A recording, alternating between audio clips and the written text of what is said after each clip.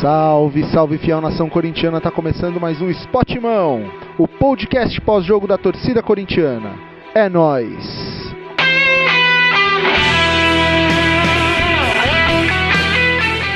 Fim de jogo no Castelão, Fortaleza 1, Corinthians 0. Antes de mais nada, fiel, já pedi pra vocês me seguirem. Você que gosta de acompanhar o nosso podcast, siga a gente no Spotify, no YouTube e nas redes sociais para acompanhar sempre o nosso minuto pós-jogo, nossos comentários e até mesmo aí algumas informações sobre o Corinthians durante a semana, embora o nosso foco mesmo seja aí o pós-jogo. Bom, vamos lá. Mais uma rodada. O Corinthians perde do Fortaleza. Bom, começar falando que era um jogo que a gente sabia que seria muito difícil. O Fortaleza ele não é um time bobo, ele não é um time fraco. Não é à toa que ele lidera o Campeonato Brasileiro. É um time muito constante, um time muito organizado. Não é de hoje que o projeto do Fortaleza se mostra organizado. Porém, contudo, o Corinthians foi melhor. O Corinthians ele foi melhor no jogo, ele controlou as ações, ele ficou mais com a bola, ele criou mais chances. Mas mais uma vez a gente vem aqui para falar dos gols perdidos, né? O Corinthians ele foi a campo aí com 3-5-2 e num lance ali o Thales Magno acaba deslocando o ombro e precisou ser substituído. Ele até queria voltar depois pro jogo, mas o Corinthians não podia ficar com um jogador a menos por tanto tempo. E nessa substituição entra o Coronado, mudando aí de 3-5-2 para um 3-6-1, como a gente viu no último jogo. E cara, é um esquema que deu certo. O Corinthians foi bem, não tem como falar diferente. Criou chance, a melhor chance do primeiro tempo foi do Corinthians, e aí o Pedro Raul, num lance bizarro, onde era só ele chegar escorando a bola para dentro do gol. Fosse com o pé, de cabeça, de joelho, de coxa, era só ele encostar na bola para ela ir pro gol. Eu não sei que movimento que ele faz, cara, que a bola sobe e bizarramente ela vai para trás. Aí na sequência ali, né, o Fortaleza ainda teve uma chance que vai para fora ali no primeiro tempo, mas a melhor chance do primeiro tempo foi do Corinthians. Eu vou até deixar aqui a foto do lance do Pedro Raul, cara, porque é muito bizarro, cara. Não tinha goleiro. O Bidu, a forma que o Bidu cruza, ele cruza tirando do zagueiro, tirando o goleiro. Cara, era o gol aberto, mano. Era o gol aberto. Aí no segundo tempo, o Ramon Dias faz algumas substituições, muda o esquema tático. Passa de 3-6-1, né, que atuava naquele momento, para um 4-4-2. Ele promove a entrada do Romero e do Yuri Alberto, né? Além do Ranieri, que entrou no lugar do Rian, que faz a mesma função. Então o Romero ele entra no lugar do Félix Torres, trazendo uma característica de segundo atacante, né? Tirando um zagueiro e colocando um atacante para ser ofensivo. O Corinthians era melhor no jogo, precisava mesmo tentar alguma coisa no ataque, mas cara, o Yuri teve uma bola cara a cara que ele não finaliza. Aí na sequência uma bola que ele até finaliza muito fraco, o zagueiro consegue tirar. E na sequência sai o gol do Fortaleza. É aquela máxima do futebol, cara. Quem não faz toma, e o Corinthians não tá fazendo. Eu faço até esse podcast hoje com um ar mais triste, um ar mais preocupado, porque, cara, o que falta pro Corinthians? Falta o gol. Eu me lembro agora de uma entrevista do Marinho uma vez, né? A repórter falou pra ele, o que faltou pra sair com a vitória? O gol. O gol. Falta finalizar. Falta no momento que tem a bola cara a cara, chutar pro gol. Né, Yuri? Porque, cara, é uma mania de querer, tá com a bola 100% dominada, de querer estar com a bola perfeita. Você quer o quê? Você quer parar a bola dentro da área, que o zagueiro não deu o bote pra você finalizar? Finaliza, velho. Chuta. Só vai fazer gol quem chuta. E na boa, cara, o Corinthians, já que os atacantes não fazem, mano, a gente precisa começar a chutar também de fora da área. O time precisa virar um chuta-chuta, cara. Essa semana, e eu queria muito que esse áudio chegasse no Ramon Dias. Eu vou tentar até fazer um recorte, marcar todo mundo que for possível, pra ver se isso chega no Ramon Dias. O Corinthians precisa treinar a finalização essa semana, cara. Porque o Corinthians não chuta. O Corinthians simplesmente não chuta. O Corinthians não faz gol porque não finaliza. A gente está aí na expectativa da estreia aí do Espanhol. E cara, é a última expectativa do torcedor corintiano. É a última esperança do torcedor corintiano, porque é difícil criar aí uma expectativa para esses atacantes que a gente tem.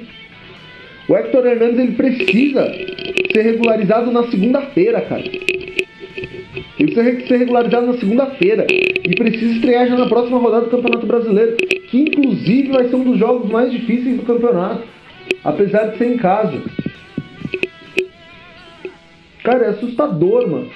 É assustador o que o Corinthians está passando.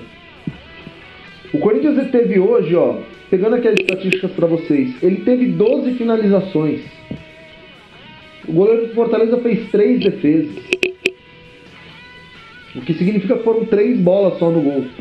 4, vai, se a gente contar com a que o zagueiro tirou em cima da linha. Cara, de 12, 4 serem no gol. É assustador isso, velho. É assustador. Assustador, mano. E aí a gente pega um detalhe importante, né? Saiu agora no final do jogo uma análise do SofaScore, que eu também vou deixar aqui pra vocês, tá? Vou deixar aqui do lado naquele cardzinho que eu coloco, para vocês mesmos tirarem suas próprias conclusões. Mas o Corinthians, ele é o time... Peço desculpa aí pelo barulho. Ele é o time que menos aproveita as chances criadas. O Corinthians, ele tem aí no Campeonato Brasileiro 35 grandes chances de gol. Grandes chances, tá? Ou seja, situação que o atacante ficou cara a cara aí com o goleiro. Dessas 35, apenas 8 foram convertidas. Cara, isso é assustador, mano. Isso dá um total de 22,9% de conversão de grandes chances. O Corinthians, ele não tá nessa situação porque o time tá jogando mal. O Corinthians não tá nessa situação porque o time não cria. O Corinthians tá nessa situação porque não aproveita. O Corinthians tá nessa situação porque os centroavantes, eles simplesmente não conseguem empurrar a bola pra dentro do gol. E aí eu te falo, o que precisa fazer pra resolver? Eu não sei. Precisa começar a fazer gol, mas como que começa a fazer gol? Chutando. Precisa parar com essa mania de querer dar uma última ajeitada, de querer dar um corte no goleiro, de querer deixar ali a bola em melhor condição. Chuta a bola pro gol! A hora que os atacantes pararem com essa mania de querer dar um último corte, a bola entra. Mas precisa chutar. Porque se não chutar, se ficar desistindo da jogada igual o Pedro Raul desistiu contra o Fluminense, se ficar querendo dar um último toque na bola igual o Yuri tentou hoje, cara, não vai entrar. Não vai entrar porque não vai chutar. E é preocupante a situação agora, porque a gente ocupa nesse momento a 18ª posição no Campeonato Brasileiro, sendo um dos poucos times aí que está com os jogos completos, né? Tem time aí que está com menos jogos do que a gente. Agora a gente tem uma sequência bem difícil pelo campeonato, né? A gente pega aí pelo Brasileiro agora Flamengo e Botafogo. E precisa pontuar. Precisa pontuar contra o Flamengo, precisa pontuar contra o Botafogo. Não dá pra deixar passar esses jogos, né? O Flamengo joga em casa, contra o Flamengo o Corinthians joga em casa, melhor dizendo, e precisa ganhar, cara. Não é nem questão de pontuar. Pontuar contra o Botafogo fora de casa, tudo bem, ok. Se conseguir um empate contra o Botafogo fora de casa, eu acho que é um bom resultado. Mas contra o Flamengo aqui tem que ganhar. Não tem mais margem para empate. Não tem mais margem para perder gol. Precisa ganhar. E para ganhar precisa aproveitar as chances, porque senão vai se complicar cada vez mais. Próximo jogo do Corinthians contra o Juventude pela Copa do Brasil. E aqui eu quero falar que, cara, é impressionante como nas Copas as coisas andam, né? Aproveitamento de gols nas Copas é melhor.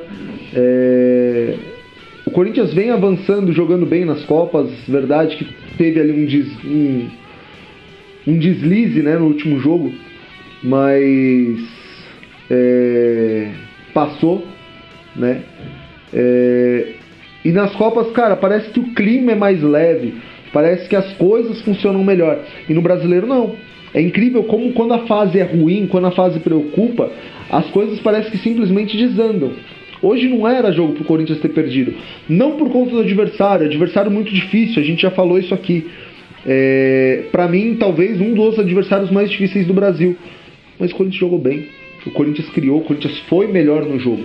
Mas precisa aproveitar. Inclusive esse adversário de hoje é o que enfrenta o Corinthians na Sul-Americana, né? Mas vamos focar aí agora nos próximos 2 jogos, né? Juventude fora de casa pela Copa do Brasil e na sequência o Flamengo aqui. E esse jogo contra o Flamengo, como eu já falei, a gente precisa ganhar de qualquer forma. Não tem mais margem no Campeonato Brasileiro para ficar empatando. Só jogar melhor não basta. Precisa aproveitar as chances. Precisa treinar a finalização e precisa ter um centroavante lá que saiba fazer gols.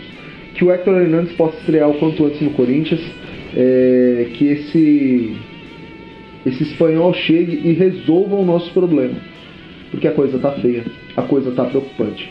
Eu ainda acredito que o Corinthians escapa, tá? Não tô falando isso apenas por falar. Eu realmente acredito porque o Corinthians tá jogando melhor do que os times, inclusive lá de cima. Como foi hoje. O Corinthians jogou melhor do que o líder do campeonato, na casa do líder do campeonato. Mas futebol é gol.